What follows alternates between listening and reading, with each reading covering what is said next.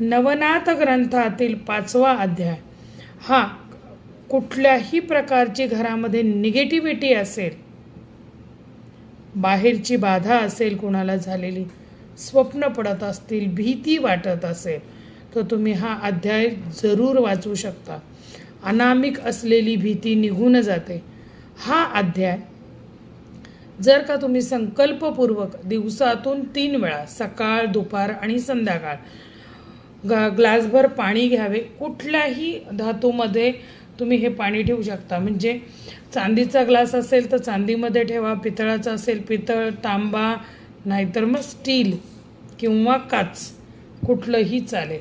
त्यामध्ये तुम्ही हे पाणी ठेवावं वाचताना आणि उदबत्ती लावावी. त्याचं जे काही रक्षा पडेल ती सांभाळावी.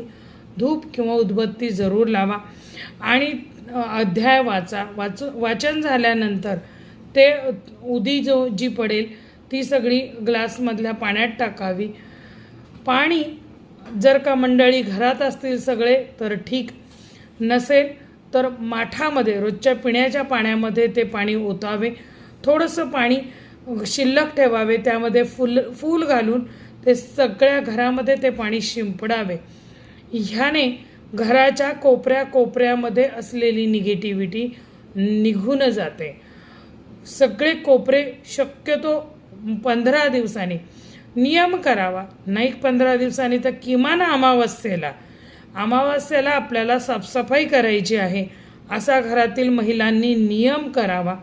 जुनी असलेली, तुटलेली, फाटलेली भांडी, कपडे, अडगळीचे सामान जे नको आहे ते सरळ विकून टाकावे किंवा तुम्हाला विकायची इच्छा नसेल तर ज्याला गरज आहे त्याला देऊन टाकावे. फाटलेली कपडे कुणालाही देऊ नका. ते एक तर तुम्ही त्याचं गोधडी वगैरे ह्याच्यामध्ये वापर करा, नाही तर सरळ फेकून द्या. पण त्याचा कुणाला देऊन कुणाचे बद्दुआ किंवा म्हणतो ना आपण शाप वगैरे घेऊ नका. अशा पद्धतीने जर का तुम्ही हा नवनाथांचा अध्याय सलग 3 महिने वाचला तर तुम्हाला अनुभव आल्याशिवाय राहणार नाही.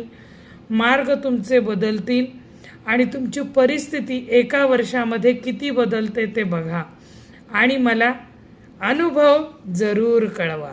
जय भवानी, जय जगदंब, सद्गुरुनाथ आदेश.